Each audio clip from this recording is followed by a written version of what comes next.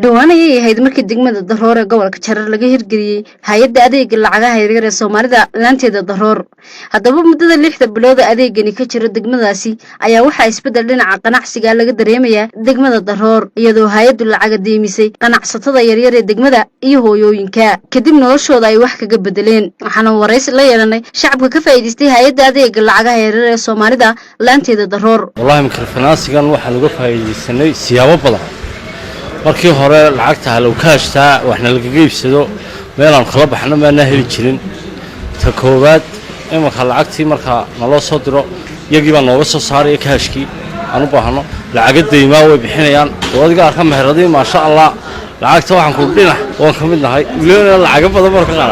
marka wallahi ma sha Allah de magaaladii wadiga awal hore macaa mushaharka la isla xanimi jiro gaashaamo la tagi jiray imanka halkan de qarkuma laga darayaaba qarka darsi noqotay wax noloshii yaani ka maqnaayo ku soo biiray oo kale weeyaan waxyaabihii adu degmada nolosha dadkooda ka dhex maqnaabay oo tadaruuri bay iska hayda oo lacagde marka mushaharka lagu oranay gaashaamo lagu maqayo 7 cisho inta lagu maqnaada la meereysanay iyagana waxaan ku uri iyagoo soo soomalahaado aan waxba sidan bay marnaysan uga jiray imanka laakiin xaafadahoodii iyaga jooga waxaan ku uri lacagtii la siinay هذا أديك الميكروفوناس عن كشكايو أنا قلت شوك بانها وهي عرور لبانها هدانها العقب لي ما هي ميكروفوناس وجا ما هي العقتي وانكوش قيستا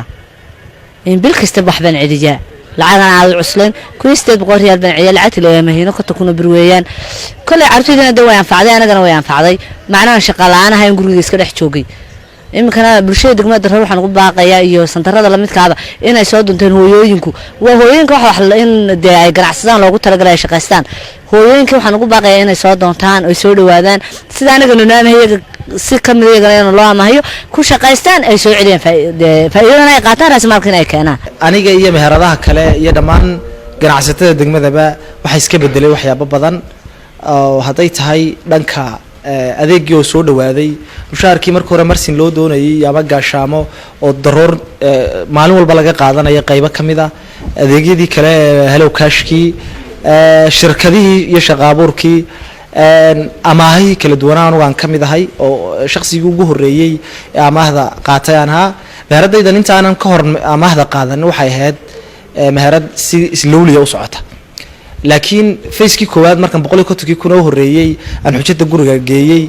aan qaatay waxay noqotay mid si fastiya ku dhaqaaqday adeegyadii hore aan bixinayna adeegyada service ka badan inaan bixiyo ayaan awood u yeeshay xilliga hore electric wala isticmaalay cash kamalaad kala baxday meel hirahaynin waxa kale ku soo kordhiyay in dadku kayd sameeyaan ma jirin meel aan lacag ku saf kareysana imanka dadka shaqaale mushaarka way saf kareystaan dadka ganacsatadii hantigaalkana ku saf ay ku saf kareystaan way dadku hadaan ay dhigaal yeelan هذا دان كانوا ليش حبيس كم بدريان تصالحوا واحد تدد لسيمال قليو مشروع عن وسيمال قلي وهذا العقد سي ديمي لعتي سو عليي هذا فيس كل بعد بلا بخيي waxa lagu tijaabiyay labada qabiilay magaalada si fiican baan ay socota alaabtii loo soo iibiyay dhanka bulshada iyo dhaqaalaha iyo haynta wax badan buu ka bedelay waanu sii rajaynaa mustaqbalka inuu ka fiican mashaariictan ka balaaran deymantan ka balaaran ما شاء الله ونبصون بوجودنا وحي أنت كلمان أديك نصف عم نقص على شغلها أديك بحنا أنا بقول كي بقول سير لوجو ترى قلبي نقول بحيان دنكيس عبد الرشيد عبد الله مريها هيد أديك العجاه هرير الصومالي لانتي الضرور أيها كور بحنا يا قابك يبلشوا وقف أيديستان أديك جني أنتي أنشوجني وحنا أساسا الحفيز كلو سمي مدلح بلوده مدة اللحظة بلوده هيدا حفيزكو كشقيني وحنا سيني شقابور dad gaaraya ilaa 80 qof 80 qof dadka waxaan soo xulanay nidaam isku xiran oo group ah oo 5 qof aan isugu xidhnay 5 qof la isugu xidhay qof kasta waxa loo soo xulayay ganacsigiisa iyo wuxuu soo ka ganacsan karo iyadoo lagu saleeyay qofkan hadii dhalinyartii camalaanta ay meelaha iska joog lahayd si ay u helaan fursad shaqo dawladdu ma wada awoodeen shaqo ay dadka wada helaan marka maadaama ay awoodeen dadku inay iska ganacsadaan oo ganacsadaan taasna caqabadaha haystay waxa ahayn maadaama ay ganacsiga lacag iyo hanti ay ku bilaabaan hayeen si aanu garab u siin lahayn inuu kor ugu soo qaadi lahayn dhalinyartii camalaanta ay shaqo laantiskooda fadhida meelahaas